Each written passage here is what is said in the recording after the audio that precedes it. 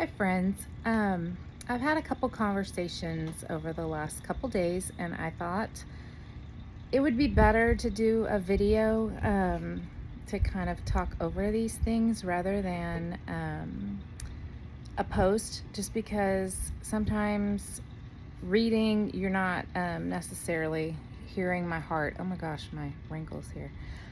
Anyway, we'll deal with that later. But I'm not doing this live because I am dealing with some squirrel brain right now. I think that it's everything's just too distracting, and I am gonna message my doctor. I think it's my anxiety is kind of presenting right now as like ADHD almost. But anyway, not the point of what I wanted to talk about. But I have a couple new clients, or yeah, a couple new clients, and we've had a couple of conversations, and so I thought that I would share because these are things that have come up that I'm pretty passionate about, and given I'm not a person that it thinks quick on my feet to respond sometimes in the moment, but these are things that have come up a few times over the course of not only just with me but with other people that I know. And so I want to share kind of my thoughts, and one of those things is well, let me start with this. 100% of us in the world are on some sort of a diet plan. Whether that means that you are eating, 4 bags of Ruffles a day, whatever, you would be on the Ruffle plan. I mean, everybody, eats something. And so everybody is on, that is your diet per se. I think that, the 80s and 90s, diet culture, it's become kind of a negative word. And, I have had to kind of unlearn and go a different direction with my thought process on a lot of those things. But I got a text message this yesterday, or at some point, and this new client of mine, I guess, was talking to a friend of hers, and this friend was going completely bananas about some of the ingredients in the Optavia, products, and how they're, so bad for you and all of these things. And my first thought is, where was this friend and her concern when, such and such client was, drinking 4 or 5 Cokes a day, or, running through the drive-through and, getting things that aren't gonna serve them well, or, grabbing, I don't know, ho-hos at the convenience store just to cope with their feeling. Like, where were they with their concern when they weren't eating things that were good? And, a lot of times, I don't know if it's a fear response because, somebody decides to make a change and they're just sharing, what they're doing.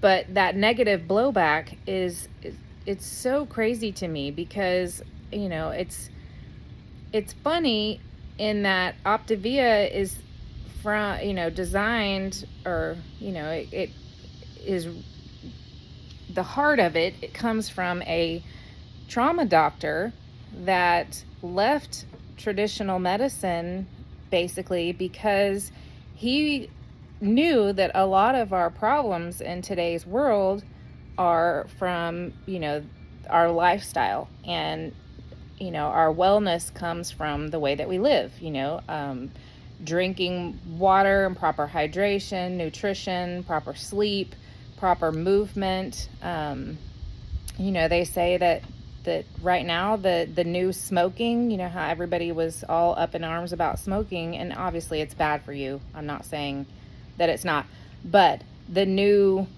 smoking is sitting a lot.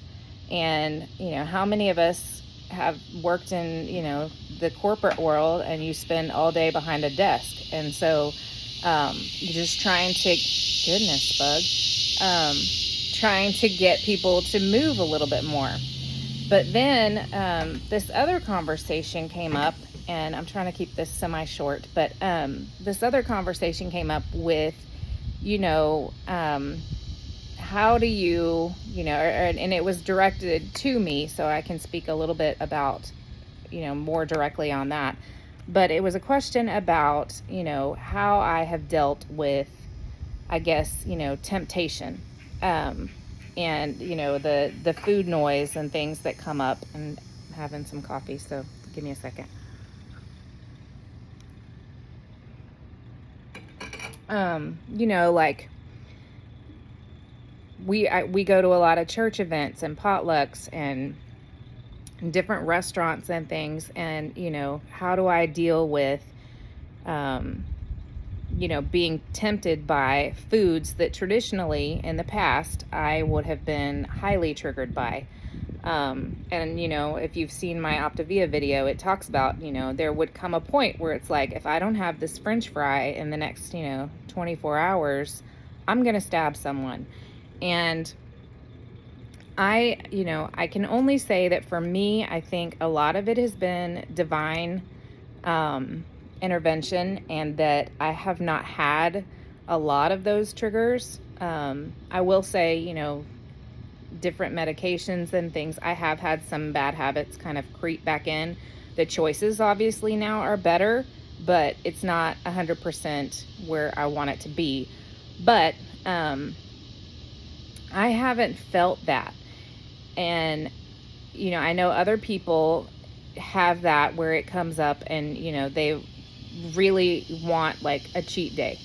And my thought process on the cheat day is, it's, if you are thinking of it as a lifestyle, then cheating is a negative thing. And so I would never want to call it that. But the other way I think about it is, the other context in which you would talk about cheating, and that is in, say a marriage or a relationship. And, you wouldn't cheat on your spouse, so why are you cheating on your health?